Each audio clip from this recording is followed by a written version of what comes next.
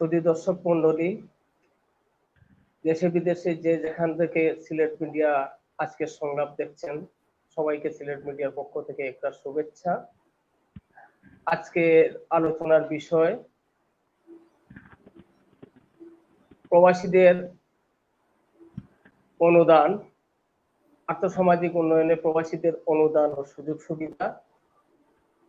আমাদের এই আলোচনা অনুষ্ঠানে যুক্ত হয়েছেন বিশিষ্ট ব্যাংকার, অর্থনীতি বিশ্লেষক যারা সিএম ফয়েজ সামি। আমাদের সাথে যুক্ত হয়েছেন S M Shekhil Chowdhury, chairperson NRB. তো আমরা আজকের আলোচনার প্রথমেই চলে যাচ্ছি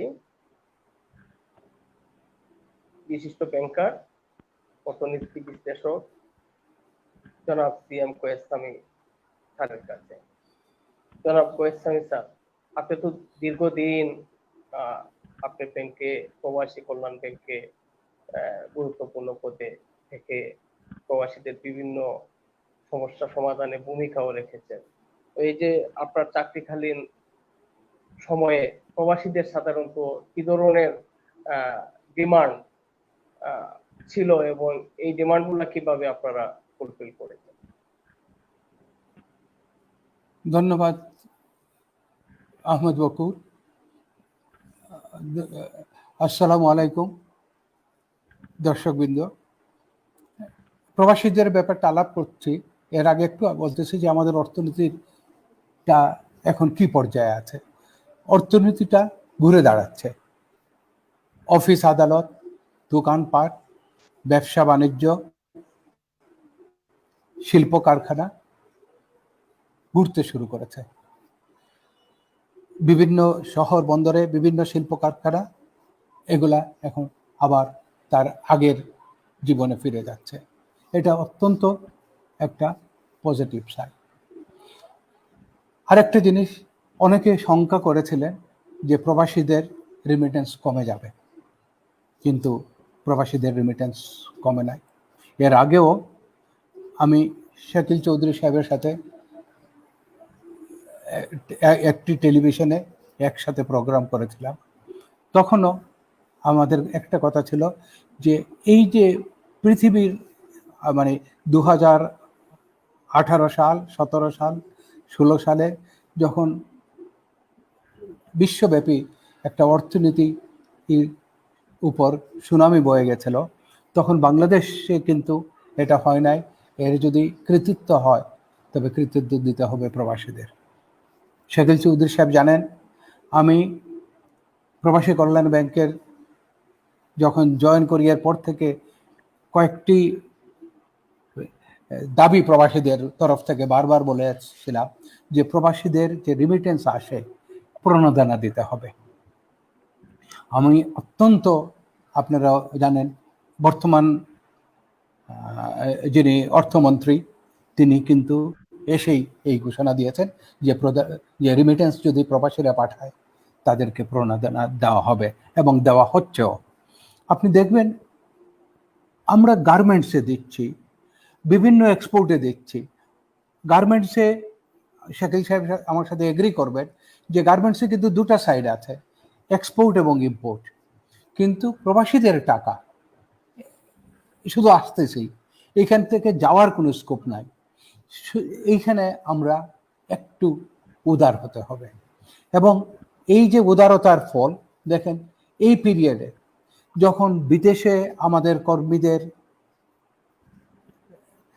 কাজ টাজ বন্ধ, তার মাঝেও কিন্তু তারা কোনো কার্পণ্য করে নাই টাকাটা পাঠিয়ে দিতে। আমার কয়েকটা জিনিস আপনাদেরকে বলি যে প্রবাসীদের কয়েকটা ব্যাপার, যে মাঝখানে বিমানের আমি খুব শার্পলি রিয়াক্ট করেছিলাম।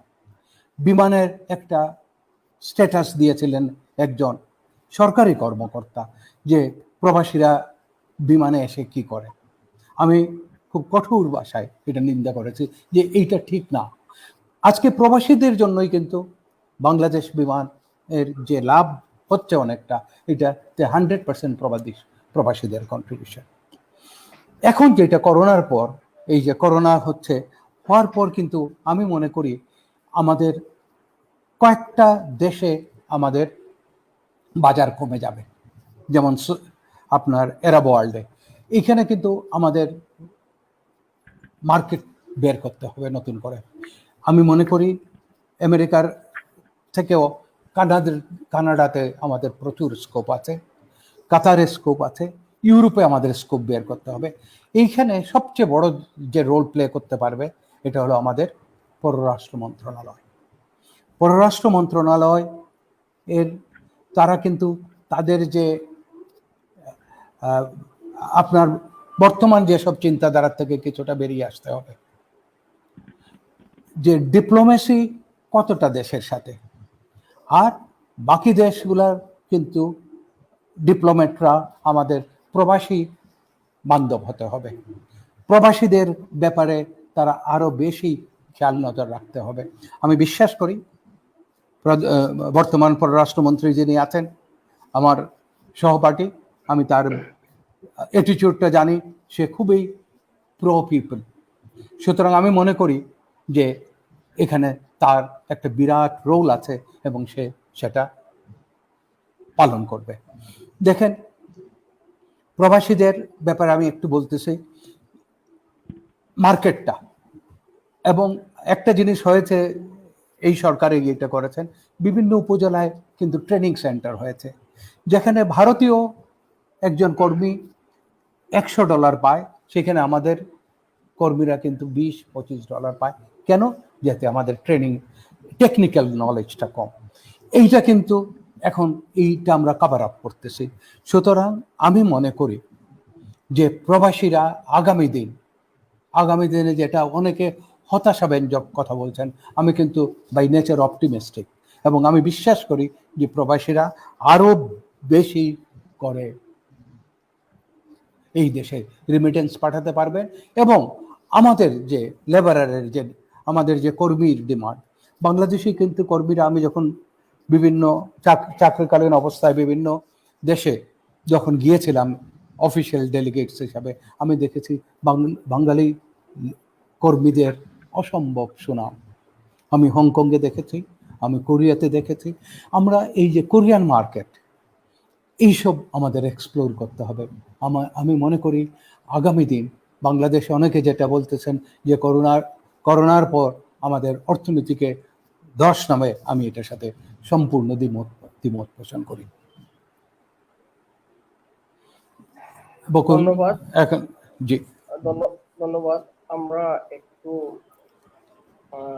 এখন চলে যাচ্ছি এনআরবির চেয়ারপারসন SM শাকিল চৌধুরী সাহেবের কাছে। জনাব শাকিল চৌধুরী, আপনার কাছে জানতে চাচ্ছি যে প্রবাসীরা সাধারণত দেশে এসে কি ধরনের সমস্যার সম্মুখীন হচ্ছে? আমরা তো প্যান্ডামিকের সময় দেখলাম যে বিভিন্ন প্রবাসীরা এসে অনেক জটিলতার মধ্যে পড়েছে, দেশেও কোয়ারেন্টাইন, তারপর ইতালি থেকে আসার পরে একটা অনেক ঝামেলা করেছে, তারপর বিভিন্ন দেশ থেকে আসছে, এবং অনেক দেশে কিন্তু আটকা পড়েও কিন্তু প্রবাসীরা হয়রানির শিকার হয়েছে। তো বর্তমানে আপনার কাছ থেকে আমি জানতে চাচ্ছি যে বর্তমানে এই সিচুয়েশন থেকে কি একটু উত্তরণ ঘটেছে প্রবাসীদের? আপনাকে অনেক ধন্যবাদ। এবং আমাদের বিশিষ্ট ব্যাংকার জনাব কয়েকজন, যিনি দীর্ঘদিন যাবৎ ব্যাংকিং পেশায় ছিলেন এবং তিনি এই প্রবাসীদের রেমিটেন্স বিষয়ে খুবই ওয়াকিবহাল আছেন, তাদের সমস্যা সম্পর্কে জানেন। তা আমার মনে হয় যে আপনি যে প্রশ্নটি করেছেন যে প্রবাসীরা দেশে এসে কি সমস্যা করছেন, প্রবাসীরা দেশে এসেও সমস্যা করছেন, বিদেশে যারা আছেন তারাও সমস্যা করছেন। আমাদের সরকারি একটা উদ্যোগ আছে যে প্রবাসীরা যখন যেখানে আছেন তাদেরকে যেন আমরা এটা অগ্রাধিকারমূলক তাদেরকে সেবা প্রদান করি। বিদেশে যখন তারা মিশনগুলোতে যান তাদেরকে যেন অগ্রাধিকারমূলক সেবা প্রদান করা হয়। দেশে আসার পরেও প্রবাসীরা যেখানে যেভাবে যাচ্ছে তাদেরকে যেন একটা অগ্রাধিকারমূলক সেবা প্রদান করা হয়, যেহেতু তারা একটা বড় ভূমিকা। এটি হচ্ছে সরকারি মানে দৃষ্টিভঙ্গি, রাষ্ট্রীয় দৃষ্টিভঙ্গি, সরকারি দৃষ্টিভঙ্গি। বর্তমান সরকার অত্যন্ত আন্তরিকভাবে প্রবাসীদের বিভিন্ন বিষয় নিয়ে কাজ করে। মাননীয় প্রধানমন্ত্রী থেকে শুরু করে সকল মন্ত্রীবর্গ যখন যার কাছে আমরা যাচ্ছি, যে কাজে যাচ্ছি, প্রত্যেক সময়ই আমরা তাদের একটা ইতিবাচক মনোভঙ্গি দেখেছি এবং তাদের বাস্তবে তারা সেই উপলব্ধি করবে। আইন শৃঙ্খলা বাহিনীর সদস্যবর্গের মধ্যে ত্রুটি বিচ্ছুতি আছে, মানবিক ত্রুটি বিচ্ছুতি আছে, বাট সাধারণভাবে সেখানেও ল্যাঙ্গুয়েজটা এরকম যে প্রবাসীদেরকে যখন আসবেন তারা আইন শৃঙ্খলা বাহিনীর কাছে যখন পৌঁছাবেন বা কোনো কাজে আসবেন সেখানে যেন একটি ইতিবাচক দৃষ্টিভঙ্গিতে তাদের বিবেচনা করা হয়। তবে মাঝে মাঝে দুঃখের কারণ ঘটে যখন ব্যক্তি বিশেষের কাছে কোনো সময় গেলে নিজের দিকে বিশেষ করে সেখানে তারা তাদের কাঙ্ক্ষিত সেবাটি তারা পান না, সেখানে তাদের সমস্যা হয়। আমাদের কাছে বিভিন্নভাবে যখন একটু খোঁজ খবর আসে আমরা তাদের কর্তৃপক্ষের কাছে জানাই, তখন সেগুলো শোনা হয়। এই করোনা ভাইরাস পরিস্থিতিতে প্রবাস থেকে যে সকল বাংলাদেশিরা কেউ কেউ খুব বিপদের মধ্যে পড়ে এসেছেন, স্পেশাল ফ্লাইটে এসছেন, অথবা কেউ কেউ জাস্ট আগে আগে এসছেন অথবা মাঝখানে এসছেন। আপনি ইতালির কথা বলেছেন, কুয়েত থেকে এসছে, সৌদি আরব থেকে এসছে, ইউএই থেকে অনেক প্রবাসী এসছেন, এবং ইংল্যান্ড আমেরিকা থেকে যারা এসছেন তারা অবশ্যই ডুয়াল সিটিজেন হিসেবে সেসব দেশে বসবাস করেন। কিন্তু যখন তারা দেশে এসছেন তারা কিন্তু কিছু কিছু ক্ষেত্রে খুবই বিব্রতকর পরিস্থিতির মোকাবেলা করতে হয়েছে তাদেরকে। স্থানীয়ভাবে কিছু কিছু লোকজন তাদেরকে নেতিবাচক দৃষ্টিভঙ্গিতে দেখেছেন, তাদের মাধ্যমে করোনা ভাইরাস সম্প্রসারিত হবে। এই কথাটি সত্য, যেভাবে সঠিক, কিন্তু এই মানুষটি আমার দেশের মানুষকে দেশে এসছে তাকেও আমার আন্তরিকভাবে ওয়েলকাম করতে হবে, কারণ এই প্রবাসীরা কিন্তু সারা জীবন তাদের পুরো প্রবাস জীবনে কারো কারো 30 বছর, 40 বছর, ইভেন 50 বছর। আমি কাতারে সেদিন একজন প্রবাসীর সাথে কথা বলেছি, তিনি 50 বছর যাবৎ কাতারে প্রবাস জীবন যাপন করছেন, কিন্তু তার সব সঞ্চয় কিন্তু বাংলাদেশ। তার ঘর বাড়ি ধন সম্পদ যা করেছেন সব বাংলাদেশে করেন। তো এই জাতীয় মানুষগুলো যখন দেশে ফিরে আসছেন এবং এই বিশেষ পরিস্থিতিতে এসছেন, তাদেরকে আমাদেরকে সেই দৃষ্টিভঙ্গি থেকে দেখতে হবে। আমরা যদি তাদেরকে অচ্যুত বা তারা একেবারেই আমি তাদেরকে স্পর্শ করা যাবে না এইরকমের একটা মানসিকতা থাকলে তারা কষ্ট পায়। এরকম কিছু ঘটনা বৃহত্তর সিলেট অঞ্চলে দু একটি বিক্ষিপ্তভাবে ঘটেছে। আমাদের নজরে যখন এসছে বা কাউ যখন জানিয়েছেন, আমরা সাথে সাথে আমরা কর্তৃপক্ষের নজরে নিয়েছি, কর্তৃপক্ষ সেটিকে অত্যন্ত নিষ্ঠার সাথে, এবং কোনো কোনো এজেন্সির প্রধানের সাথেও আমি কথা বলেছি, যেমন একটা দোকানের মধ্যে লাগিয়ে দেওয়া হলো এখানে প্রবাসী প্রবেশ নিতে। তিনি হয়তো ভয়ের কারণেই করেছেন, অথবা তাকে প্রবাসীকে সেবা করার মানসিকতা না নিয়েই হয়তো করে থাকতে পারেন, কিন্তু এটি কোনো প্রবাসীর মনে লেগেছে। এই পোস্টারটি আপনারা অনেকেই হয়তো বিভিন্ন সময় দেখেন। এইসব জিনিস করলে তারা কষ্ট পায়। অনেক বাংলাদেশে প্রত্যন্ত গ্রাম অঞ্চলের অর্থনীতির যে বিকাশ, সেই বিকাশে কিন্তু আমাদের প্রবাসীরাই কিন্তু মূলত ভূমিকা রেখেছেন। বিশেষ করে আপনি যদি বলেন নোয়াখালী অঞ্চল, চট্টগ্রাম অঞ্চল, সিলেট অঞ্চল, এই অঞ্চলগুলোর গ্রামাঞ্চলের যে অর্থনীতির যে কর্মকাণ্ডগুলো পরিচালিত হচ্ছে, এটি কিন্তু মূলত প্রবাসীদের অর্থায়ন অথবা প্রবাসীদের সহায়তা অথবা প্রবাসীদের মালিকানায়। সুতরাং সেই জায়গাগুলোতে প্রবাসীদের অবদান দেশের অর্থনীতিতে, আমাদের শ্রদ্ধেয় কয়েক ভাই যে কথাটি বললেন একটু আগে, যে এই কথাটি আমরা অনেকেই বিশ্বাস করি, সবাই বলি না, যারা প্রবাসীদের নিয়ে কাজ করে তারা হয়তো বলি না, কিন্তু সাধারণভাবে এটি আমাদের বলবার সময় এসছে যে প্রবাসীদের অর্জন গত বছরে তারা 2019-এ $18.5 বিলিয়ন বাংলাদেশে পাঠিয়েছে। এই পুরো টাকাটি বাংলাদেশে, প্রতিটি টাকা, প্রতিটি কয়েন বাংলাদেশে এটি সঞ্চিত আছে এবং বাংলাদেশে ব্যবহৃত হয়েছে। এখান থেকে কোনো টাকা ফেরত যায়। আবার অন্যান্য অনেক ক্ষেত্র থেকে হয়তো ভালো ভালো টাকা আসে, কিন্তু ব্যাক টু ব্যাক এলসিতে কয়েকবার এটা ভালো বলতে পারবেন, ব্যাক টু ব্যাক এলসিতে কিন্তু অনেক টাকা আবার ফেরত পাঠিয়ে দিচ্ছে। তো নেট গেইন যেটি বলি আমরা, সেখানে হয়তো অনেক কোনো খাতে আছে 14-15% বা 20%-এর বেশি নেট গেইন হচ্ছে। আর এখানে যেখানে 18.5 বিলিয়ন প্রবাসীদের এই অর্জন বাংলাদেশে আছে, পুরো টাকা বাংলাদেশে। এই টাকা দিয়ে কিন্তু আমাদের বাংলাদেশের অর্থনীতিতে আমাদের ব্যালেন্স অফ পেমেন্ট, আমরা যখন আমদানি করি কোনো পণ্য বিদেশ থেকে, তখন কিন্তু টাকায় পরিশোধ করা যায় না, সেটাকে ডলারে পরিশোধ করতে হয়। এই ডলারে পরিশোধের করার যে কাজটি আমাদের করতে হয়, সেই কেনার মূল্য পরিশোধের ব্যাপারে এই প্রবাসীদের টাকাটি আমাদেরকে সহায়তা, মেজর অংশ, বড় অংশ। আমাদের আরো অন্যান্য খাত থেকে কিছু আসে, যেমন ডোনেশন গুলো আসে, ফরেন কারেন্সিতে সেগুলো আসে, সেগুলো একটা রিজার্ভ। বাংলাদেশের যে রিজার্ভ বিলটা হয়েছে, আপনারা জেনেছেন ইতিমধ্যে এই পর্যন্ত ইতিহাসের সর্ববৃহৎ রিজার্ভ বিলটা হয়েছে বাংলাদেশে 35 বিলিয়নের বেশি $, যেটি বাংলাদেশের প্রায় 9 মাসের ইম্পোর্টকে সাপোর্ট করতে পারে। সাধারণত বলা হয় 4 মাস ইম্পোর্ট যদি সাপোর্ট করে সেটি একটা ভালো, কিন্তু এখানে আমরা প্রায় 9 মাসের রিজার্ভ বিল্ড আপ করতে পারি, সেটি আমাদের প্রবাসীদের কারণে। গত জুন মাসে প্রবাসীরা তাদের এই কঠিন সময়ে বাংলাদেশে বৈধ পথে প্রেরণ করেছেন $2.6 বিলিয়ন, যেটি বাংলাদেশের ইতিহাসে মাসিক ভিত্তিতে সর্ববৃহৎ। অথচ আপনি যদি হিসাব করে দেখেন, গত মাসে কিন্তু বাংলাদেশ থেকে কোনো প্রবাসী বিদেশে যান, কারণ কোভিড সিচুয়েশনের কারণে বিভিন্ন জায়গায় ফ্লাইট বন্ধ, এই আমাদের প্রবাসীদের যাওয়ার সুযোগটা বন্ধ হয়েছে। বরং এখন কিছু কিছু জায়গা থেকে ফিরছেন, কুয়েত থেকে ফিরেছেন, ইতালি থেকে কিছু লোক ফিরেছেন, তারা আটকে আছেন, সৌদি আরব থেকে যারা ফিরেছেন তারা আটকে আছেন, কাতার থেকে ফিরেছেন, ইউএই থেকে ফিরছেন। আপনাদের একটা জিনিস মনে রাখতে হবে, সারা বিশ্বে কিন্তু একটা অর্থনীতিতে একটা আপ এন্ড ডাউন হচ্ছে। তেল নির্ভর যে অর্থনীতির দেশগুলো আছে, যেমন গালফ কোঅপারেশনের যে দেশগুলো আছে, মধ্যপ্রাচ্যের আরব দেশগুলো, যেখানে বাংলাদেশের প্রায় 68 থেকে 69% মানুষ বসবাস করে, এই দেশগুলোতে কিন্তু অর্থনীতিতে একটা চাপ আছে। খোদ সৌদি আরবে আমরা এই পর্যন্ত প্রায় 40 লক্ষ মানুষ পাঠিয়েছি বৈধ পথে, যারা বা এই দেশগুলোতে গেছে। সেই দেশটিতে কিন্তু অর্থনৈতিক সাংঘাতিক চাপের মধ্যে আছে, তারা তাদের ইকোনমিতে মাইনাস পজিশনে চলে যাচ্ছে, তাদের তেলের দাম কমে গেছে, ইতিহাসের সর্বনিম্ন তেল মূল্য সেখানে এসছে। সুতরাং অয়েল নির্ভর ইকোনমিতে একটা চাপ যাচ্ছে, এখন তারা হোম গ্রোন এমপ্লয়মেন্টের দিকে যেতে চাচ্ছেন, মানে সৌদিকরণের চেষ্টা হচ্ছে, আরবি করার চেষ্টা করা হচ্ছে। সেসব জায়গাগুলোতে মানুষ ফিরে আসছে, ইউএই থেকে মানুষ ফিরে আসছে, কাতার থেকে মানুষ ফিরে আসছে। আমাদের কুয়েতের যে পরিস্থিতি তৈরি হয়েছে, কিছু কিছু অন্যায্য কার্যক্রম দু একজন লোক করার কারণে আমাদের জাতীয়ভাবে আমরা ক্ষতিগ্রস্ত হয়েছি। এই সমস্যাগুলোর কারণে এবং এই প্যান্ডামিক সিচুয়েশনের কারণে ইকোনমিক অ্যাক্টিভিটিস কিন্তু স্বাভাবিক গতিতে চলছে না। আমরা যেটি কয়েক ভাই বলছিলেন যে একসময় স্থবির হয়ে গেছিল, এখন কিছুটা বেঁচে থাকার তাগিদে নড়াচড়া শুরু হয়েছে, কিন্তু স্বাভাবিক গতি ফিরে আসছে। World bank, IMF, United Nations প্রত্যেকেই বলছে 15 থেকে 20% গ্রোথ ইকোনমি কিন্তু ডাউন হয়ে যাবে।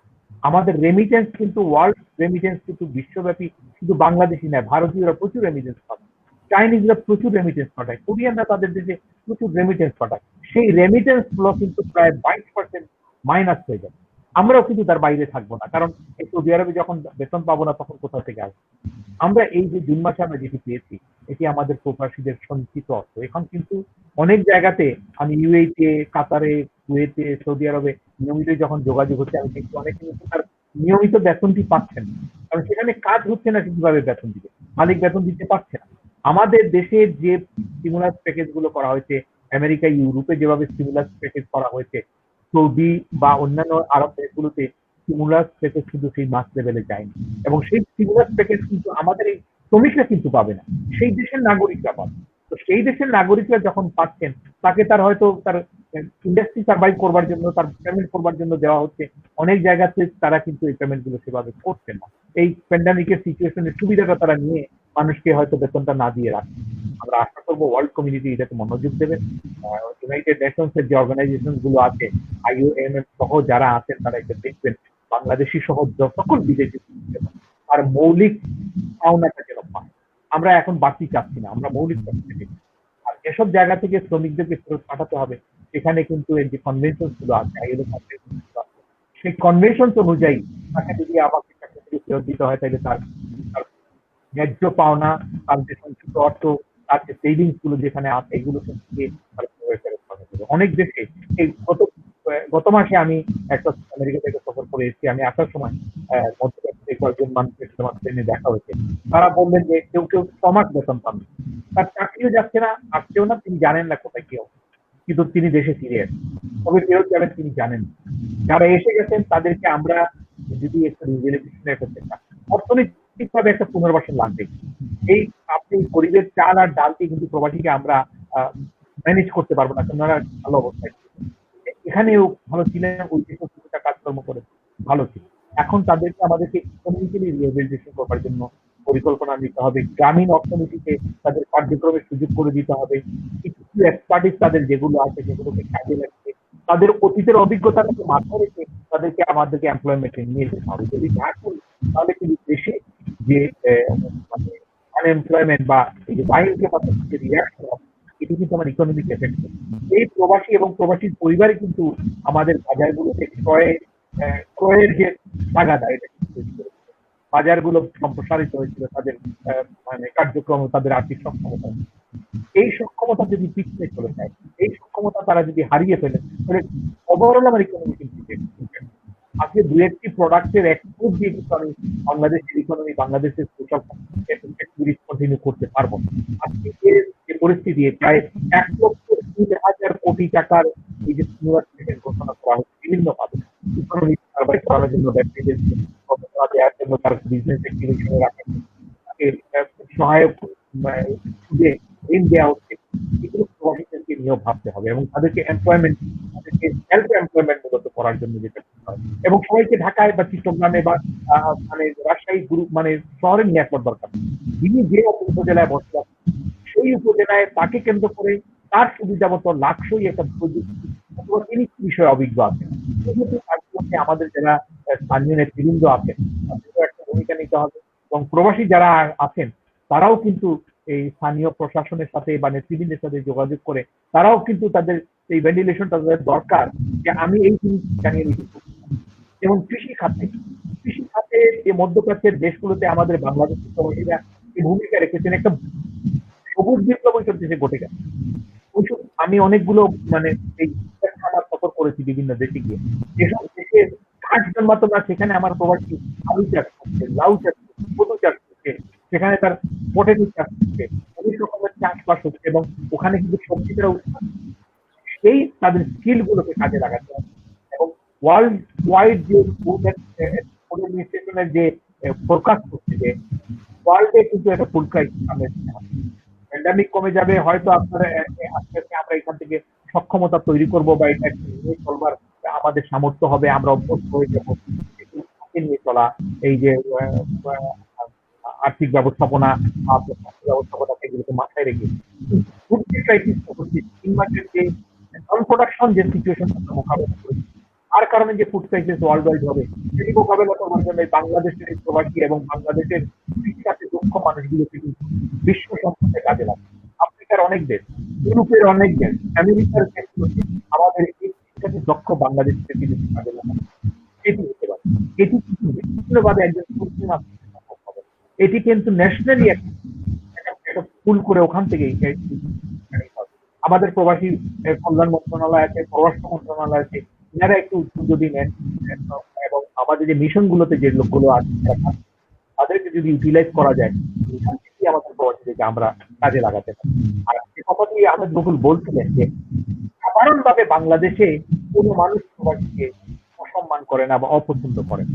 পরিস্থিতির কারণে কোনো কোনো সময় কেউ তার বক্তব্যকে লোক করবার জন্য তাকে হয়রানি করে, আর কেউ তাকে টাকা উপার্জনের চেষ্টা করে, অথবা তাৎক্ষণিক পরিস্থিতির কারণে হয়। জেনারেলি কিন্তু বাংলাদেশের সাধারণ মানুষের একটি অত্যন্ত ইতিহাস গ্রামে গঞ্জে সেটি আরো বেশি আছে। প্রচুর মানুষের তারা সাহায্য সহায়তা করেছেন, কারো বিয়ে, কারো স্কুলে ভর্তি, কারো যাবতীয় কাজে কিন্তু প্রবাসীরা অবদান রেখেছেন। প্রবাসী আমাদের কাছে সবসময় গ্রহণীয়, সবসময় তারা আমাদের আনন্দ পাচ্ছে। বিমানের যে কথা তারা কয়েছেন, এই যে বিমানের ফ্লাইটগুলি এইসব তামাশা যারা করছেন তারা কিন্তু বাংলাদেশের কালচারও জানেন না, এই দেশের রাজনীতি, সংস্কৃতি, অর্থনীতি এবং এদেশের বিকাশ, এই দেশের উন্নয়ন, দেশের অর্থনীতি, এদেশের স্বাধীনতা যুদ্ধ, এগুলোতে কার কোথায় অবদান অনেক জানেন। এইসব যাদেরকে ভাবতে হবে, যারা এইসব সিদ্ধান্ত গ্রহণে থাকেন। Biman is not a business organization, Biman is a business organization with social commitment. বিমানের একটা সামাজিক দায়বদ্ধতা, রাষ্ট্রের দায়বদ্ধতা আছে। বিমান কিন্তু আমাদের ন্যাশনাল ক্যারিয়ার, আমাদের জাতীয় সরকার তার অবদান বিমানকে স্বীকৃতি দিয়েই কিন্তু ব্যবসা করতে হবে, সময়ে তাকে এই সাপোর্ট করতে হবে। বিমানের যে পরিস্থিতি, আমাকে লন্ডন থেকে সেক্রেটারি জেনারেল তিনি আমি আমাদের প্রধানমন্ত্রীকে আবেদন করা পাঠিয়েছে, তার একটি কপি আমি দিয়েছি। দেখা যাচ্ছে বিমানের একটা ticket, reserve ticket Dhaka London যেটা হচ্ছে, সেই টিকিটের দাম হচ্ছে 1388 পাউন্ড, কাছাকাছি বিভিন্ন সময় তারা যখন 1388 পাউন্ডে বিক্রি করছেন, অন্য এয়ারলাইন্স গুলো বিক্রি করছে 830 থেকে নিয়ে 750-800। এই যে ডিফারেন্সটা, বিমানের এই ডিফারেন্সটাকে কিভাবে করা যায়, মাননীয় পররাষ্ট্রমন্ত্রীর সাথে কিছুদিন আগে আমরা আলাপ ফ্লাইট অপারেশনের ব্যাপারে বিমানের সাথে যখন কথাবার্তা হচ্ছে, দেখা যায় বিমানের প্রাইস অলওয়েজ হায়ার প্রাইস, এত বেশি ওটা কিন্তু কবে কমতে পারে।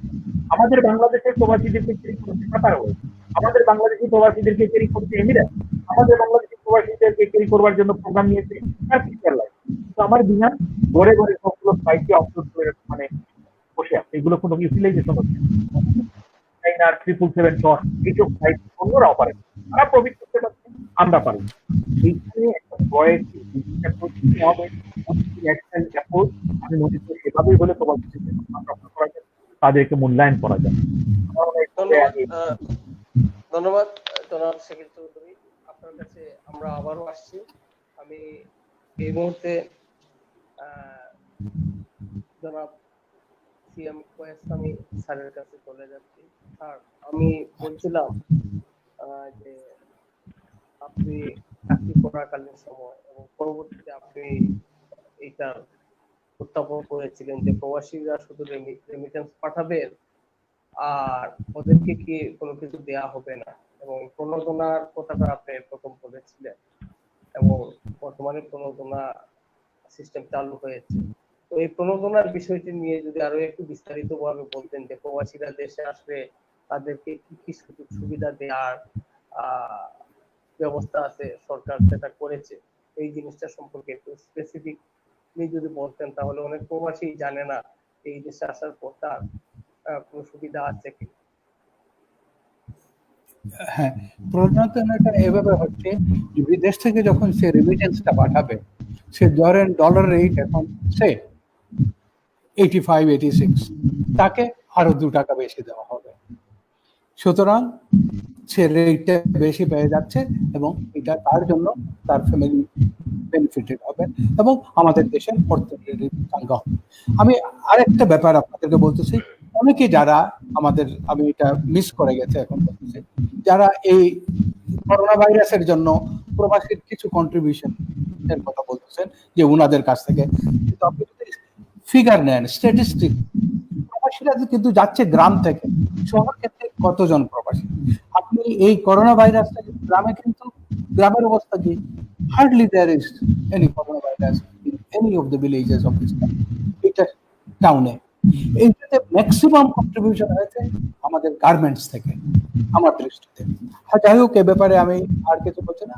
আমি আরেকটা কথা বলি, এই যে যেটা শাকিল চৌধুরী বলেছেন, সেই সূত্র ধরে যে প্রবাসীরা কিন্তু অনেক চলে আসে, অনেকে যেমন সৌদি থেকে আসতে পারে, আবুধাবি থেকেও আসতে পারে, দুবাই থেকেও আসতে পারে, ইটালির থেকেও আসতে পারে, সৌদির থেকে তো আসা শুরু হয়। আমরা প্রবাসী কল্যাণ ব্যাংক, কিন্তু আমি সবসময় বলতাম এটা আমাদের মাননীয় প্রধানমন্ত্রী ব্রেইন চাইল্ড। এবং দেখেন আজকে যেটা প্রধানমন্ত্রী অন্যান্য ব্যাংকের নির্দেশ দিয়েছেন যে ইন্টারেস্ট সিঙ্গেল ডিজিটে দিতে হবে। আপনারা বিশ্বাস করবেন না, এই সিঙ্গেল ডিজিটটা যখন প্রবাসী কল্যাণ ব্যাংক শুরু হয়, আমাদের উপর প্রধানমন্ত্রী নির্দেশ ছিল এবং আমরা সিঙ্গেল ডিজিটে লোন দিয়েছি। কেউ কল্পনা করতে পারবেন, স্ট্যাটিস্টিক্স নেন যে আমরা ইভেন কোনো কোলাটেরাল সিকিউরিটি ছাড়া আমাদের লোন রিকভারি ছিল মোর দেন 92%। দ্বিতীয় নম্বর, কোলাটেরাল সিকিউরিটি অনেক এবং লোন ঠিক সিমিলারলি। এখন আমি সম্প্রতি জানি প্রবাসী কল্যাণ মন্ত্রণালয় এই প্রবাসী কল্যাণ ব্যাংকে আরো বেশ একটা বড় অঙ্কের টাকা দিচ্ছে প্রবাসীরা যারা দেশে আসবে তাদেরকে দেওয়ার জন্য। এবং বর্তমান যে প্রবাসী কল্যাণ মন্ত্রী আমার খুবই পরিচিত এবং আমি বিশ্বাস করি তার নেতৃত্বে এটা একটা নতুন দিগন্ত উন্মোচিত হতে পারে। এবং প্রবাসীদেরকে যে লোন দিতে হবে, এইখানেও ফেরত আসার পর, এবং এটা হতে হবে সুপারভাইজারি ক্রেডিট। এইখানে যদি অন্যান্য ব্যাংকের মতো যদি সময় নেয় প্রবাসীদের, সেই আমি বলবো যে এই স্কিম তখন সাকসেস। আমাদের যেটা শাকিল চৌধুরী বলেছেন, এগ্রিকালচারে কিন্তু বিরাট একটা মার্কেট কিন্তু এখন ইউরোপ, সৌদি এগুলাতে হবে। এখানে যদি প্রবাসীদেরকে লোন দিতে হবে এবং আরেকটা করতে হবে,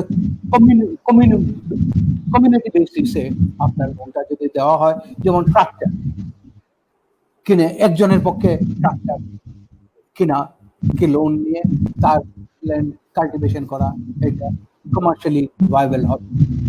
ডিপ টিউবওয়েল ইত্যাদি 10 জন 15 জনকে একসাথে করে যদি এই লোন দেওয়া যায়, আমি মনে করি এগ্রিকালচার সেক্টরে রেগুলেশনের হবে, দিগন্ত উন্মোচিত হবে। এটা কিন্তু এক্সপোর্ট ওরিয়েন্টেড। আরেকটা জিনিস মনে রাখতে হবে, পোল্ট্রি সেক্টরে প্রচুর স্কোপ আছে প্রবাসীদেরকে অ্যাট্রাক্টেড করার জন্য। স্কিম গুলা রেডি রাখতে হবে। এক সময় কিন্তু আমরা লোন দিয়েছি, স্কিম রেডি করেছি বিভিন্ন যার জন্য স্কিম গুলা যে আমরা ক্লায়েন্ট প্রসপেক্টিভ এন্টারপ্রেনারের সামনে তুলে ধরেছি। এইভাবে ক্যাটেল ব্যাপারে আমি একই কথা বলবো। এই করোনার পর ইউরোপ এবং আরব ওয়ার্ল্ডের অনেক এরিয়া আপনার বিজনেস যারা আপনার চায়না থেকে ইম্পোর্ট করে, তারা কিন্তু চায়না থেকে সরে আসবে। দেয়ার ইজ এ চান্স, এবং আমি মনে করি এইটা হবে। এইখানে কিন্তু আমাদের সেই সুযোগ আমাদেরকে নিতে হবে এবং আমাদেরকে ওইভাবে আমাদের প্রোডাক্টগুলা ডেভেলপ করতে হবে। ওই মার্কেটটা চায়না, আমাদের একটা বিরাট অ্যাডভান্টেজ আছে, আমাদের লেবারার চিপ, আমাদের স্টেটিং কস্ট চিপ। আমরা এই চায়নার মার্কেটটা যদি আমাদের কাছে চলে আসে, আমি মনে করি আমাদের ইকোনমি কিন্তু অনেক বেশি এগিয়ে যাবে।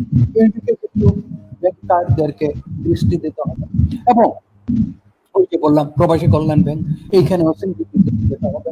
এবং এটা শুধু কলেজ এর কথা চিন্তা করলে হবে না, এটা সুপারভাইজারি ক্রেডিটের মতো করতে হবে,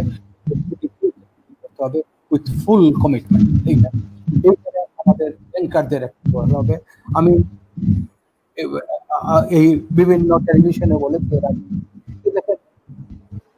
অন্যান্য ব্যাংকের কথা, আমি প্রবাসী কল্যাণ ব্যাংক, ব্যাংকগুলো তো ইন্টারেস্ট রেট ক্যাপিং না করে, যদি স্প্রেডের উপর ক্যাপিং করে, এটা করে একটা এক্সপেরিমেন্ট করতে পারে। আমি মনে করি স্প্রেডের উপর যদি ক্যাপিং করে, ক্লায়েন্টও লাভবান হবে এবং লাভবান হবে। এবং এই করোনার ব্যাপারে আমি আরেকটা কথা বলবো, আমাদের এখন কিন্তু অনেকে কিন্তু বেশি আইটির উপর নির্ভরশীল হবে। বড় বড় অফিস আদালতে কিন্তু যে কতটুকু কমে যাবে কল্পনা, এটা হবে আমাদের দেশে হবে। এইখানে আমাদের আইটি বিভিন্ন সফটওয়্যার ডেভেলপ করতে হবে। এইখানে আপনার কনসালটেন্ট বেসিসে এগিয়ে, এবং এইখানে যদি আমাদের এই যে আইটি যদি সহযোগিতা পায়, আমি মনে করি আমাদের অনেক এগিয়ে যাবে। এবং দূতাবাসগুলোকে আমাদের কিন্তু বাংলাদেশের মার্কেটকে মানে বিভিন্ন প্রোডাক্টকে কিন্তু বাজারজাত করার ব্যাপারে অগ্রণী ভূমিকা নিতে হবে। ওনাদেরকে এখন শুধু অ্যাক্টিভ হলে হবে না, প্রোঅ্যাক্টিভ হতে হবে। এবং আমি বিশ্বাস করি আমাদের দূতাবাসগুলো এই they must rise to the occasion, এটা সময়ের দাবি এবং ওনাদেরকে এইভাবে এগিয়ে আসতে হবে। এবং আমি আরেকটা জিনিস বলি, এখন ফান্ড ক্রাইসিস হবে, হ্যাঁ অনেক হবে, কিছু জিনিস হয়তো ওইটাতে অনেকে দ্বিমত পোষণ করবে, আমি বলছি, আমি আমার ভিউ বলছি যে সব সময় একই চলাবে না, সময় বুঝে ডিসিশন নিতে হবে। আমাকে একবার জার্মান প্রেসিডেন্ট, ফর্মার প্রেসিডেন্ট এক সামিটে বলছিলেন যে তোমাদের দেশে ডিসিশন নিতে হবে এবং ডিসিশন রেগুলার ওয়েতে রিভিউ করতে হবে এবং ইফ নেসেসারি ডিসিশন চেঞ্জ করতে হবে। আমি যেটা বলবো যে করোনাকালীনের যে ফান্ড ক্রাইসিস যদি হয়, তাহলে একটা বন্ড চালু করা হোক, সেটাতে ট্যাক্সের ব্যাপারে একটু রিভিউ হোক এবং বলে দেওয়া হোক 5 বছরের ভিতর এই টাকাটা কেউ তুলতে পারবে না, যদি তুলে তার ইন্টারেস্ট যাবে না। অনেক টাকা যেটা বালিশের নিচে আসে, তো নিচে আসবে, এগুলো বেরিয়ে আসবে। এটা পরে দেখতে পারেন, 6 মাসের জন্য করেন যে 6 মাসের ভিতর কিছু এক্সপেরিমেন্ট কোথায়। তো আমি মনে করি এটা একটা বিরাট একটা দিক আছে, যে একটা করোনাকালীন ইয়ের জন্য একটা বম একসময় ছিল, প্রয়োজন হলে এটা নাম ছাড়া করে ডিপোজিট একসময় ছিল, তখন প্রচুর টাকা ব্যাংকিং খাতে চলে আসছিল, সরকারের খাতে। আমি সম্প্রতি পেপারগুলোতে দেখলাম যে আমাদের সঞ্চয়পত্র বিক্রির কমে গেছে। তো এইটা করে একটা দেখতে পারে বিকল্প হিসাবে আমি মনে করি এইটা একটা ভালো এফেক্ট হতে পারে। আরেকটা জিনিস আপনাদেরকে বলবো, যে এই মুহূর্তে ওই যে বললাম যে কিছুটা সময়ের দাবি, ব্যাংকগুলার যখন নতুন ব্যাংকগুলো বাংলাদেশ ব্যাংক পারমিশন দিচ্ছিল, বাংলাদেশ ব্যাংকের কিন্তু তখন একটা রিজার্ভেশন ছিল নতুন ব্যাংকগুলোকে, এই যে 9টা ব্যাংক আসলো, তখন আমি কিন্তু সরকারি ব্যাংকের কাজ করছি। আমি কিন্তু তখন টেলিভিশনে আমি বাংলাদেশ ব্যাংকের সাথে দ্বিমত পোষণ করেছি। আমি বলছি নতুন ব্যাংক আসুক, কিন্তু নতুন ব্যাংকগুলোর হেড অফিস ঢাকার বাইরে করে।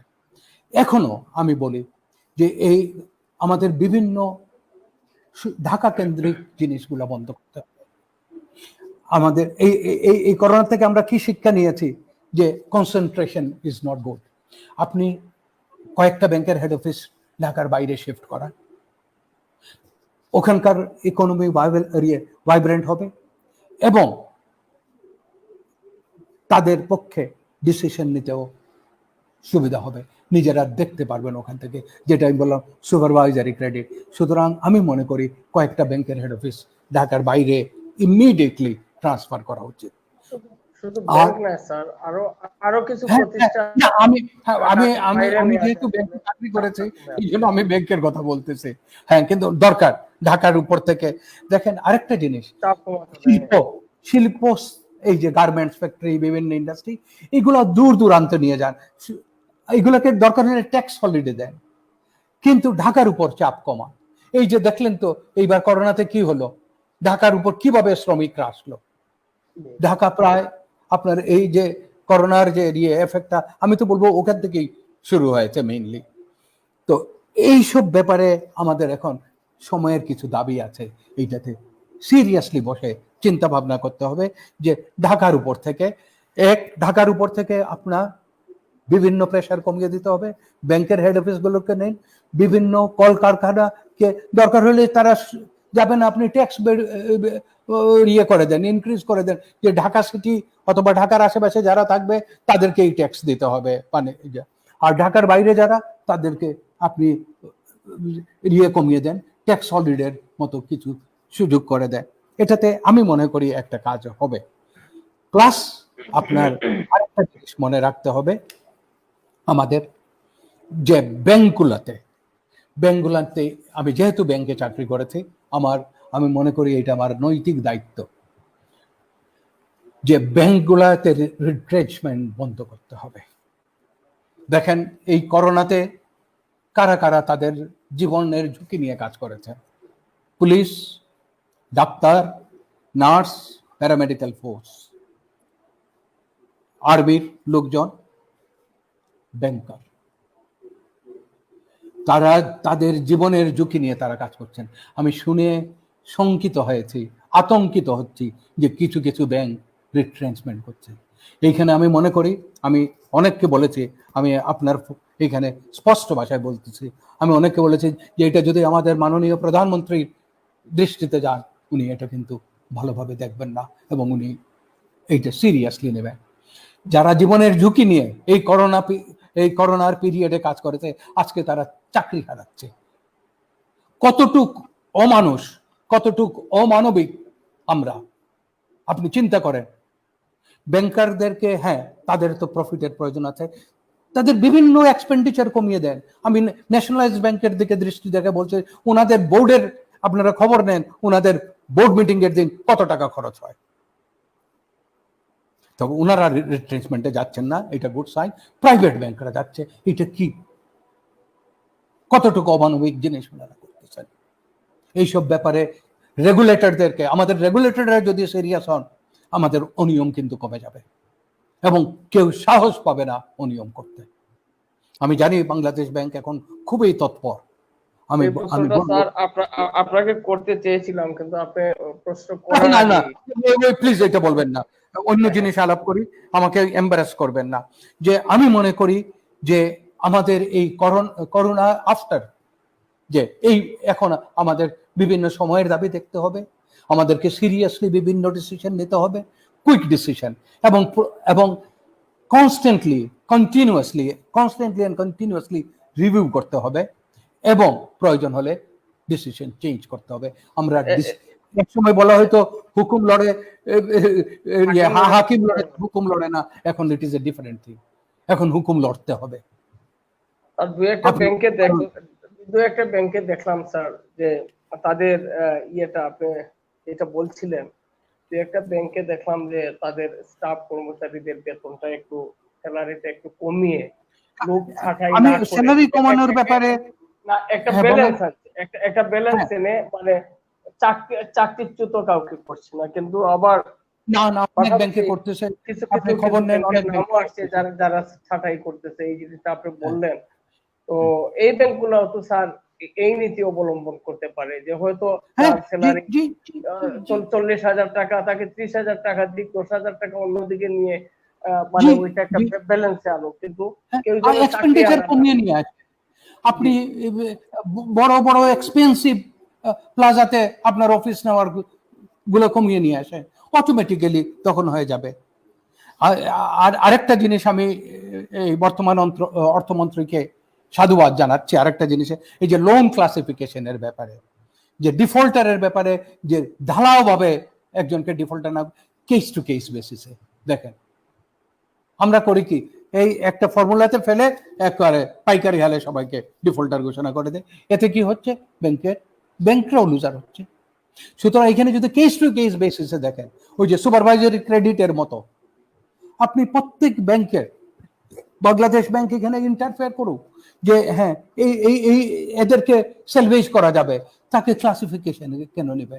ক্লাসিফিকেশন নিলে আপনি ব্যাংক ক্ষতিগ্রস্ত হচ্ছে, আলটিমেটলি দেশ ক্ষতিগ্রস্ত হচ্ছে, জনগণ ক্ষতিগ্রস্ত হচ্ছে, কারণ আলটিমেট এই টাকা তো জনগণের টাকা।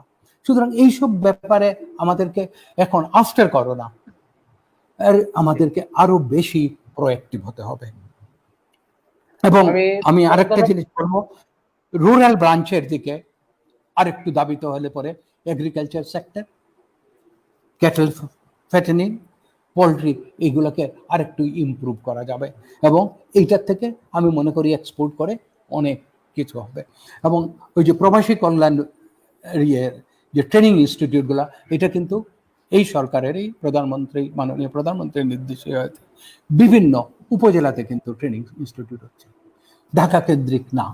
সুতরাং এইসব ব্যাপারে আমাদের বিশেষ নজর দিতে হবে। স্যার, আমি আপনার কাছে আবার আসবো। ধন্যবাদ, আপনি খুব সুন্দর পরামর্শ দিচ্ছিলেন। বর্তমান সময় উপযোগী আপনার এই পরামর্শগুলো যদি সংশ্লিষ্ট কর্তৃপক্ষ আমলে নেয়, তাহলে সমাজ, রাষ্ট্র, দেশ, জাতি আমরা উপকৃত হব। তো আমি এখন জনাব শেখিল চৌধুরী সাহেবের কাছে চলে যাচ্ছি। জনাব চৌধুরী, আমি একটা জিনিস আপনার কাছে জানতে চাচ্ছি, সেটা হলো যে সরকারিভাবে যে পেশায় চাকরি করছেন, ওরা নির্দিষ্ট মেয়াদ পের হলে এনপিআর এ চলে যায় সরকারি সুযোগ সুবিধা ভোগ করে, কিন্তু দুইটা শ্রেণী আছে যাদের কোনো এলপিআর এ যাওয়ার সুযোগ নেই। একটা হলো পরের পরিবার, ওনারও এলপিআর এ যাওয়ার কোনো সুযোগ নেই। করে যারা মহিলারা কাজ করে, তারা সারা জীবনই কাজ করে যায়। আর প্রবাসীরা যতদিন পর্যন্ত প্রবাসে কাজ করে, ততদিন পর্যন্ত তারা প্রবাসী, গড়েও তাদের সম্মান, সব জায়গায় সম্মান পায়, কারণ টাকা সে পাঠায়। কিন্তু যে সময় টাকা পাঠানো বন্ধ হয়ে যায়, সে দেশে আসে কত অসুস্থ হয়ে, অথবা তার আর চাকরি করার মতো আর তার কোনো এনার্জি থাকে না, চলে আসে। শেষ বয়সটা তার কিন্তু খুব কষ্টে কাটে অনেকে। তো এখানে কি আপনি এনআরবির চেয়ারপারসন হিসেবে আপনার দৃষ্টি আকর্ষণ করছি যে আপনি সংশ্লিষ্ট কর্তৃপক্ষের কাছে এই দাবিটা কি উত্থাপন করা যায় যে প্রবাসীদেরকেও যখন সে চাকরি নির্দিষ্ট মেয়াদে, এটা দুইভাবে হতে পারে, সে কত টাকা রেমিটেন্স পাঠানো, এর উপর ভিত্তি করে কিন্তু তাকে একটা রিওয়ার্ড দেওয়া যেতে পারে যে তুমি বাংলাদেশের জন্য এত টাকা পাঠাইছো, বাংলাদেশ সরকার তোমার দুঃসময়ে এই টাকাটা প্রণোদনা না, এই টাকাটা তোমাকে সহযোগিতা করলো তোমার অবসর জীবনটা ভালোভাবে চলার জন্য। এইভাবে কি কোনো কিছু করা চিন্তা ভাবনা আপনাদের আছে কিনা সরকারের নলেজে দেয়া? আপনি একটা ভালো বিষয় সামনে এনেছেন। প্রবাসীদের জন্য একটা পেনশন স্কিমের ব্যাপারে আমরা যখন ডক্টর আতিউর রহমান বাংলাদেশ ব্যাংকের গভর্নর ছিলেন, তখন আমরা উনাকে সহ মালয়েশিয়ায় প্রবাসীদের সাথে একটা অনুষ্ঠান করতে গিয়েছি। সেই অনুষ্ঠানে তিনি আনুষ্ঠানিকভাবে ঘোষণা করেছিলেন যে বাংলাদেশ ব্যাংক প্রবাসীরা যারা বৈধ পথে রেমিটেন্স পাঠান তার উপরে ভিত্তি করে তাদের জন্য একটা পেনশন স্কিম করা যায়, যাতে করে তারা যখন ফিরে আসবেন সেখান থেকে তারা যেন একটা বেনিফিট। সরকারও কিন্তু ইদানিং একটি ইন্স্যুরেন্স একটা স্কিম নিয়েছেন প্রবাসীদের জন্য। একটা অংশ প্রিমিয়াম প্রবাসীরা দিবেন, একটা অংশ প্রিমিয়াম সরকার তার নিজস্ব কোষাগার থেকে দিবে, সেই দিয়ে প্রবাসীরা তাদের একটা ইন্স্যুরেন্স স্কিম পাবে। বাংলাদেশ ব্যাংক সম্প্রতি একটা স্কিম ঘোষণা করেছে, যেখানেও বিভিন্ন ব্যাংকের মাধ্যমে প্রবাসীরা একটা স্কিমে যেতে পারবে। প্রবাসীরা একটা বন্ডে বিনিয়োগ করতে পারেন, যেটি আপনি বলছিলেন যে এটি বাংলাদেশের সবচেয়ে বেশি মুনাফা প্রদানকারী একটি ইনভেস্টমেন্ট, যেটিকে ডলার বন্ড। এই ডলার বন্ড কিন্তু সবচেয়ে বেশি মুনাফা প্রবাসীরা যারা করছেন, এটি বাংলাদেশের সব ইনস্ট্রুমেন্ট থেকে বেশি মুনাফা পেয়ে থাকে। এইসব জায়গাগুলোতে যারা বিনিয়োগ করছেন এরা ভালো, এদের এটা একটা পথ হচ্ছে, তারা একটা ধরেন 1,000 টাকা বিনিয়োগ করছেন, তিনি হয়তো আরো 1200 টাকা, মানে 1200 টাকা তিনি 12 টাকা বা এরকম একটা পাচ্ছেন, 12% করে পাচ্ছেন।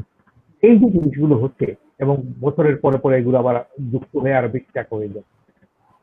এটা কিন্তু যারা মোটামুটি ভাবে বিভিন্ন বিষয়ে ধারণা রাখেন তাদের পক্ষে সম্ভব, কিন্তু আমাদের কিন্তু আরো নিচের দিকের প্রবাসীকে মাথায় রাখতে হবে, যারা একেবারেই সাধারণ কর্মী হিসেবে বিভিন্ন দেশে গেছেন, তারা এই ব্যাংকিং, বন্ড, এই যে স্কিমে যুক্ত হওয়া, এগুলো তাদের পক্ষে হয়ে ওঠে। একটা পরিকল্পনার ব্যাপারে আমরা মাননীয় প্রধানমন্ত্রীকে প্রস্তাবনা দিয়েছি এবং সরকারের বিভিন্ন প্রতিষ্ঠানে এই প্রস্তাবটি হচ্ছে যে সকল প্রবাসী বিদেশে যাচ্ছেন তাদেরকে, যে প্রবাসী কল্যাণ ব্যাংকের কথা বলছিলেন, আমরা গত মিটিং এ আমি মাননীয় প্রধানমন্ত্রীর সাথে ব্যাংক নিয়ে কথা যখন বলেছি, মাননীয় প্রধানমন্ত্রী নিজে বলেছেন যে আমরা এটিকে, এই প্রবাসী কল্যাণ ব্যাংকটিকে একটি নর্মাল শিডিউল ব্যাংক হিসেবে, প্রবাসীদের মালিকানার ব্যাংক হিসেবে আমরা এটা দেখতে চাই, যেন এটি অন্যান্য কার্যক্রমও করতে পারে। প্রবাসীদের রেমিটেন্স আসবে, তাদের ইনভেস্টমেন্ট করবে, তাদের বিদেশে যাওয়ার সময় তাদেরকে সহায়তা করবে, তারা ব্যবসা বাণিজ্য বাংলাদেশে করতে আসে, তারা কম সুদে তাদের সুবিধা মতো এখান থেকে ঋণ পাবে। এই কাজগুলো কিন্তু মাথায় আছে, কিন্তু এগুলোকে ডেলিভারি করবার জন্য যে ভেহিকল গুলো বা ম্যান বিহাইন্ড যারা আছেন, এদেরকে আরো একটু প্রোয়েক্টিভ না হলে এটা মুশকিল হয়ে যায়। যেমন ধরেন একজন রাষ্ট্রনায়ক বা রাষ্ট্রপ্রধান যদি সবসময় এই আপনার একটা ব্যাংক কিভাবে চলবে, একটি গার্মেন্টস কিভাবে চলবে, একজন আসামি কিভাবে বিচারের আওতায় আসবে, প্রত্যেকটি ইস্যুতে যদি উনি কথা বলতে চান বা কথা বলতে পারেন হয়, তাহলে কিন্তু এগুলো ডেলিভারি করা মুশকিল হয়। এই ব্যাংকগুলোতে যারা কাজ করছেন তাদের এই কিন্তু আরো একটু প্রোয়েক্টিভ হতে হবে, বিশেষ করে যারা এনআরবি প্রোডাক্ট গুলো নিয়ে কাজ করছেন। অনেকেই কিন্তু এনআরবিদের নামে ব্যাংক নিয়েছে। আমরা মাননীয় প্রধানমন্ত্রী সরাসরি আমাকে প্রশ্নটা করেছিলেন গত সাক্ষাৎকারে, যে এই প্রবাসীদের যে ব্যাংকগুলো আমরা যেগুলো দিয়েছি এগুলো কিরকম রেমিটেন্স হবে। আমাকে কিন্তু তথ্য ভিত্তিক বলতে হয়েছে এগুলো একেবারেই নেগলিজেবল, এরা কিন্তু রেমিটেন্স আনায় খুব একটা ভূমিকা রাখতে পারে, কিন্তু এদেরকে কিন্তু প্রবাসীদের এই সার্ভিসগুলো দেওয়ার জন্য বলা হয়েছে। মোর আমরা দেখেছি কোন ব্যাংকের চেয়ারম্যান বা কোন বোর্ডের ডাইরেক্টর বা এদেরকে বাংলাদেশ ব্যাংকে মানে কি করতে, তাদেরকে কালো তালিকাভুক্ত করতে হচ্ছে, অথচ এগুলো কিন্তু স্পেশালাইজ প্রবাসীদের নামেই ব্যাংকগুলো দেওয়া হয়েছে। এগুলোর মিসইউজ হয়েছে। এটি কিন্তু শুধু প্রবাসী নয়, এটি স্বাভাবিক কালচারের একটি অংশ হিসেবে। আপনি নতুন প্রজন্মের ব্যাংক, এটি এখানে কিন্তু শত কোটি টাকার লোন যখন ডিফল্ট হচ্ছে, তখন কিন্তু এইসব নির্বাহীরা এবং ব্যাংকের সাথে যারা সংশ্লিষ্ট তারা যোগসাজশ এগুলো করছে। এগুলো কিন্তু কোনো সাধারণ প্রবাসী টাকা কিন্তু মেরে দেয়। বাংলাদেশেরও ব্যাংক যেগুলো লুট হয়েছে, এগুলো কিন্তু কোনো সাধারণ মানুষ লুট করে না। এগুলো কতিপয় মানুষ, উচ্চাভিলাষী মানুষ, উচ্চাভিলাষী কিছু কর্মকর্তার সাথে যোগসাজশ করে, বোর্ডের সাথে যোগাযোগ করে, বোর্ডরাও তাদের সুবিধা অসুবিধা গ্রহণ করে। আমরা এই সম্প্রতিকালে পত্রপত্রিকায় দেখেছি দুদকের একটি স্টেটমেন্ট এসছে একজন এই যে কিছুদিন আগে একজনকে আপনার এই করোনাকালীন মানে অন্যায্য কার্যক্রমের জন্য যাকে গ্রেফতার করা হয়েছে, তিনি জেলে আছেন, তিনি 2 কোটি টাকা একটি ব্যাংক থেকে নিয়েছেন।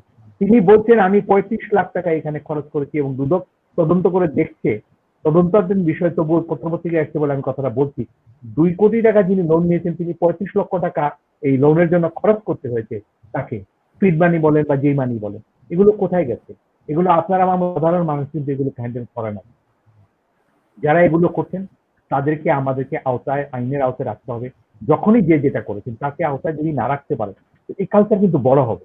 আমাদের আগের যে আমাদের সিলেটের অত্যন্ত মুরব্বী এবং প্রাক্তন অর্থমন্ত্রী বলেছিলেন, এগুলো পুকুর চুরি, সাগর চুরি হয়েছে ব্যাংক।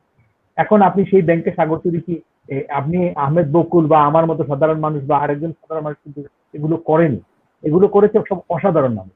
অসাধারণ মানুষ অসাধারণ আচরণ করেছেন এবং ব্যাংকগুলো ক্ষতিগ্রস্ত হয়েছে। এই জায়গাগুলো থেকে ব্যাংক যদি ব্যাড লোন যদি ব্যাংকের না থাকে, ব্যাংক কিন্তু আরো অনেক কিছু রিডিউস করতে পারবে, আরো অনেক সাপোর্ট করতে পারবে এই দেশকে, জাতিকে এবং সমাজকে। এই সাপোর্ট করবার জন্য ব্যাংকগুলোর ম্যানেজমেন্টে আমাদেরকে তদারকি, যেটা কয়েক ভাই বলছেন যে তদারকি ব্যবস্থাপনা জোরদার করতে হবে। এটি কিন্তু অনভিজ্ঞতার কারণে হচ্ছে না, এটি হচ্ছে মেলাফাইড ইন্টেনশন। আমার একটা খারাপ উদ্দেশ্য থেকে কিন্তু এগুলো হচ্ছে, আমি জানি না বলে হচ্ছে না তা না। এই যে তদন্ত করতে যখন যাওয়া হচ্ছে, 30 কোটি টাকা লোন দেওয়া আছে, ওই দিন একটা ইয়াং অফিসার আমাকে রিকভারি সেলে চাকরিতে আমাকে এসে বললো, আঙ্কেল আমাকে একটা লোন রিকভারি করতে একটা জায়গায় ভিজিট করতে পাঠিয়েছিল, সেখানে আমরা 30 না 35 কোটি টাকা লোন দিই। আমি ওখানে গিয়ে দেখেছি অফিসার নাই, আদালত নাই, কিছুই নেই, ছোট্ট একটা সাইনবোর্ড পড়ে আছে, আমরা 35 কোটি টাকা সেখান থেকে আমার প্রতিষ্ঠান লোন দিয়েছি। এটি ভেরিফিকেশন ছিল না, করেন না এই সময়। তার মানে এগুলো খারাপ মানুষের হাতে ছিল, খারাপ হয়েছে। এখান থেকে আমাদেরকে বের হয়ে আসতে হবে। বের হয়ে আসার জন্য একটা প্রক্রিয়া হতে পারে যে আমরা নৈতিক দৃষ্টিভঙ্গি থাকবে, ওয়াচডগ থাকবে, জবাবদিহিতা থাকবে।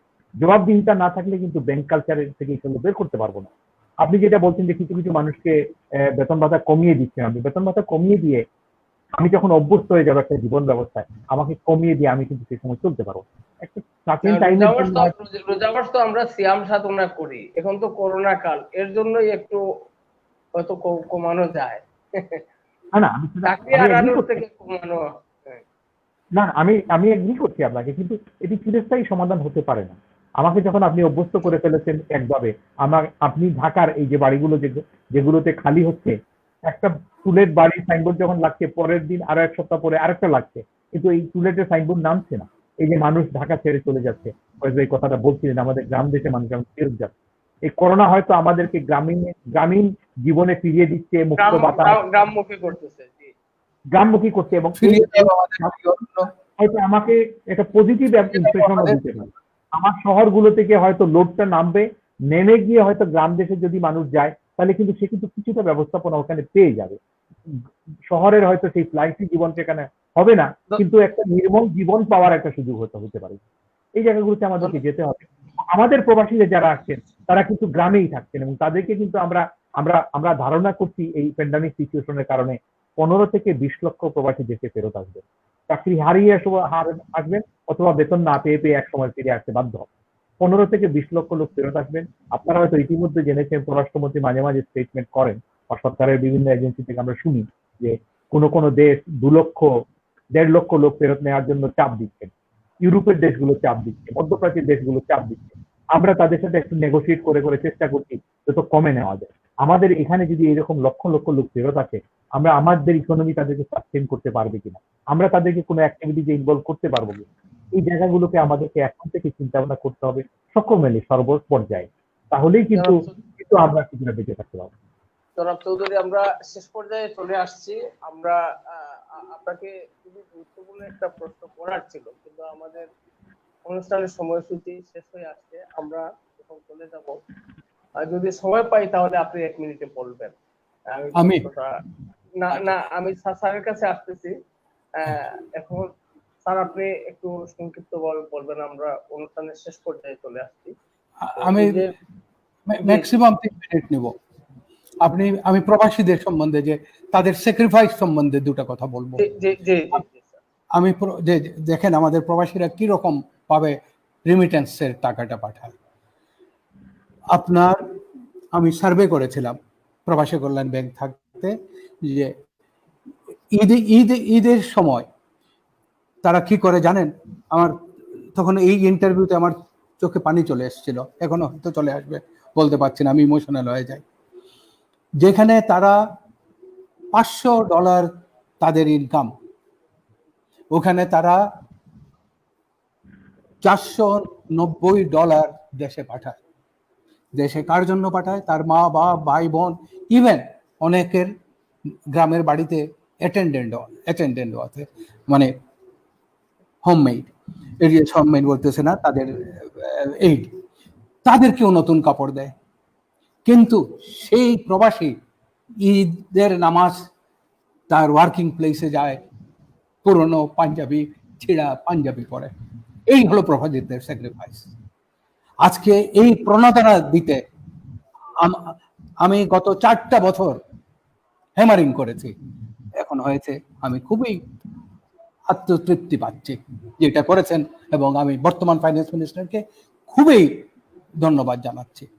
আর একটা কথা বলি, যে প্রবাসী নিয়ে যারা ক্রিটিসিজম করেন অনেককে আমি বলি যে ইংল্যান্ড, সৌদিতে যেসব আমাদের কর্মী বাহিনী যাচ্ছে, বিশ্বাস করবেন না, যেদিন গেল সে এর পরের দিন থেকে সে কাজে ঢুকলো। 3 বছর 4 বছর সে কাজ করার পর কোনোদিন শহর দেখে নাই। শহর দেখছে কোন দিন? ফেরত যখন আসবে দেশে, ফেরত মানে কি, ছুটিতে যখন আসবে, তখন শপিং করতে গিয়ে তার আত্মীয় স্বজনের জন্য, তার মা বাপ ভাই বোনের জন্য কাপড় চোপড় কিনে নিয়ে আসে। এর আগে তারা কোনোদিন শহর দেখে নাই। এই হলো আমাদের প্রবাসীদের স্যাক্রিফাইস এই দেশের ইকোনমির প্রতি। সুতরাং তাদের যদি ভুলভ্রান্তি থাকে, এটা আমাদের এড়িয়ে যাওয়া উচিত। এবং এখানে একটি কথা স্যার যোগ করতে চাচ্ছি, এটা হলো গতকালকে একজন প্রবাসী আমাকে ফোন করেছে যে ভাই আপনি বিলিভ করবেন না, যে যারা কনস্ট্রাকশনের কাজ করে, অদক্ষ শ্রমিক যারা, তারা তো আর কিছু করতে পারে না, তারা করে কনস্ট্রাকশনের কাজ এবং রাস্তা পরিষ্কার পরিচ্ছন্নের কাজ।